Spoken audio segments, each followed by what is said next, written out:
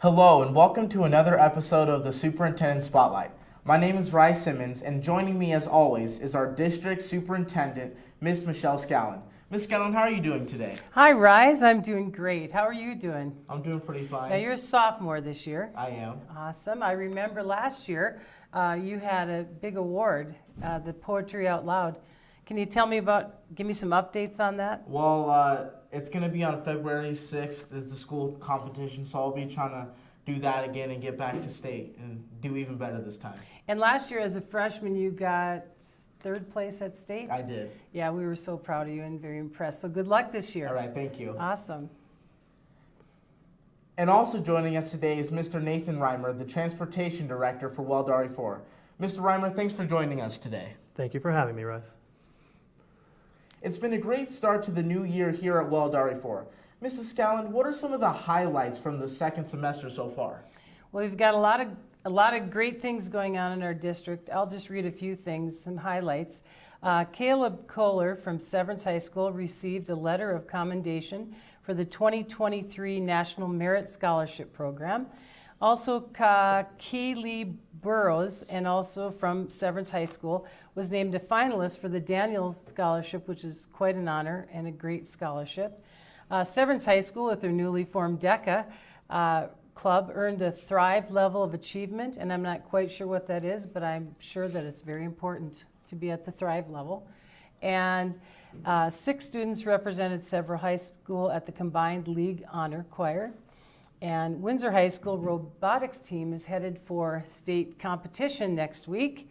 And Windsor High School Knowledge Bowl under Mr. Thompson, they recently took third at an invitational. So things are great with them. Both Severance High School and Windsor High School FFA students traveled to attend the National Stock Show in Denver, and I think they had a great time. We had the FFA groups from both schools doing a presentation to the board, and they showed us some photos, and it looks like they had a great time.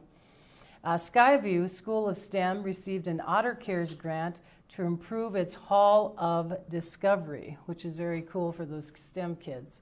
And most importantly, to everyone here on the set and to you, Rise, is that the Windsor Wizard Broadcasting Network has finally reached 75,000 views, and they reach people in 12 different countries. We do. It's so cool, huh, Yeah. to have that, and just real proud of the program and real proud of Mr. Vassa, who just started this program from scratch. And to see all the talent that you guys have, it's just been really fun to watch. Yeah, so I would like to introduce Mr. Nathan Reimer. He is our Director of Transportation, and he has had an interesting year. We've had quite a few challenges this year, and Mr. Reimer is here just to talk about some of the busing processes and how those things work. Just a reminder, I don't know if you know this, but riding the bus is really a privilege. The school district does have a policy, and we choose to bus our kids.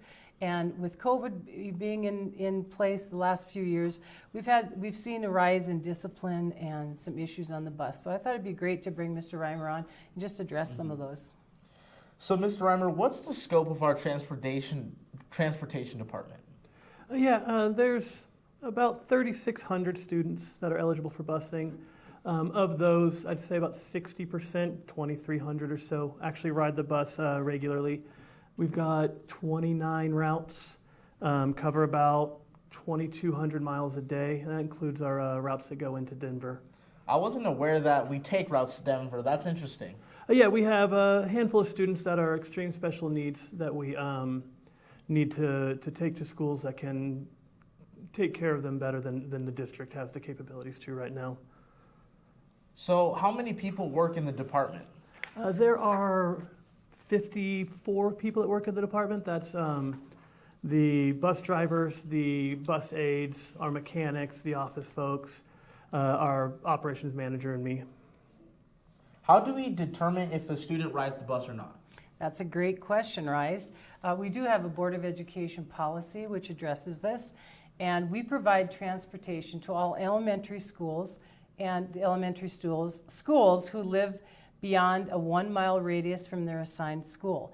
And with the middle school, it's students who live beyond 1.5 miles beyond their school and in that radius, and to high school students who live within a 2-mile radius of their school.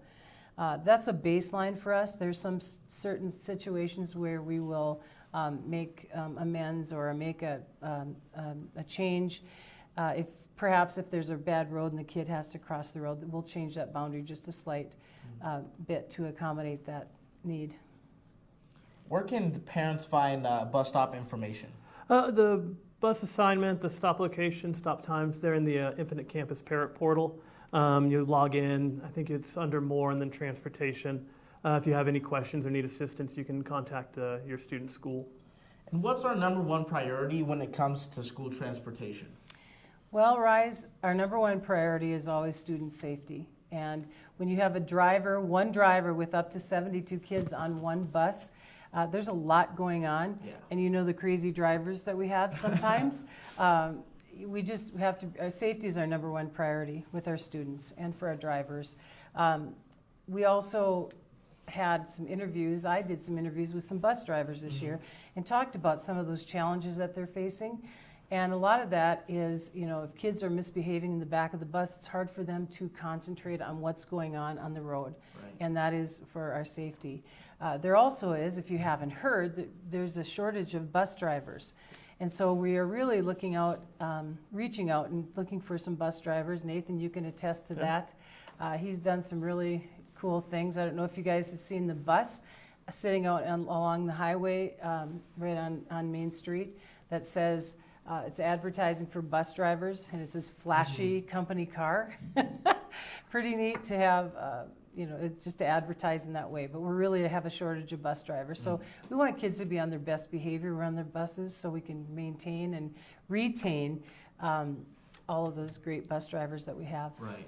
I read on the bus that we expect students to 1, be safe, 2, be respectful, and 3, be responsible. But what does that look like in action?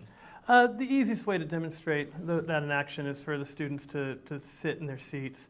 If they're sitting properly and being relatively quiet, we don't want quiet as a tomb in there or anything. That goes a long way to making it as safe as possible for the driver to focus on the road and get the students to home, to school, to field trips safely.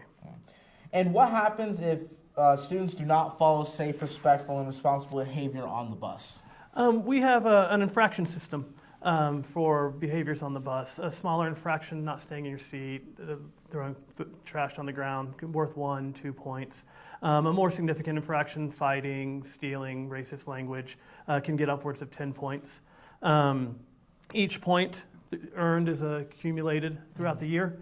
As they accumulate, then so do the consequences for the actions. 1 point to 4 points it's warnings. They get something sent home to their parents to know that they misbehaved, and we can adjust. For 5 points and through 7 points, it's a 1-day suspension. 8 points is a 5-day. 9 points is a 10-day, and then 10 points or more is for the rest of the school year. Suspended for a year, that seems like a pretty strong punishment, but I'm assuming that it's for the safety of the people on the bus. Of course, we don't take it lightly doing these infractions. 10 points is bringing a weapon on the bus or constantly fighting, things like that. We want to get students to school safely, and the only way to do that is to have the school kids on the bus. So we don't want to suspend kids, but if they get us to that point, then unfortunately sometimes that's what the action we have to take. Ms. Scallon, you touched on this a little bit, but why is it so important for students to behave on the bus? Well, as Nathan said, it's about student safety, and I can also refer to Mr. Reimer. What are some things that why is it important? I mean, the biggest reason, again, you touched on it, we have upwards of 72 kids sitting behind a driver on the school bus. Just in the time I've been here, I feel like the roads are 3 times busier than they were. And every driver seems to be angry and in a hurry to get where they're going. So every action that a student does that takes the driver's eyes off the road is one moment that they're not paying attention to the drivers around them. How can parents help support making sure their students are behaving well on the bus? Well, parents, you can help by talking to your children and explaining the rules and explaining that point system, and really talk to them about what appropriate behavior is on a bus. Kids need to know that, and we do a good job at the beginning of the year sending out that information. But we really are partners, and we need to work with the parents to really help them, help us with their children and teach them how to behave appropriately on the bus. And just a reminder, transportation is a privilege, so we're going to need parents and kids to stand up and do the right thing. Right. And earlier you touched on the bus driver shortage. Where can people apply to be a bus driver? Well, we have a spot that on your transportation website that they can go to, Yeah. and you can elaborate on that. And if visit the you'd like. careers page at weldre4.org. And for those who are wondering, like, the steps to do it, we will train anybody who wants to be a bus driver and help them get their commercial driver's license and all the endorsements and everything. So all you need is a regular driver's license, and we'll help you take care of the rest. Awesome. You know, I was thinking too, is there a cost to that? No, there's a cost that we take on, but the training and everything you'll actually get paid for. So not only is there no cost, you end up making money. Great, sounds like a good deal. And that flashy car. And Yeah. the big corner office. Yeah. So that's going to do it for today's show. I want to thank both of you for joining us today. Do you have anything else that you'd like to add before we end? I just want to say to all our kids in the district, please review those rules for busing, and parents, if you can talk to your children, that would be great. We're proud of you kids, want to keep a safe environment for all. Rise, it was so good to see you. Good to see you and too. see you grow up, and just good to see you. Thank you so much. Thanks to all for watching, and we will see you again next month.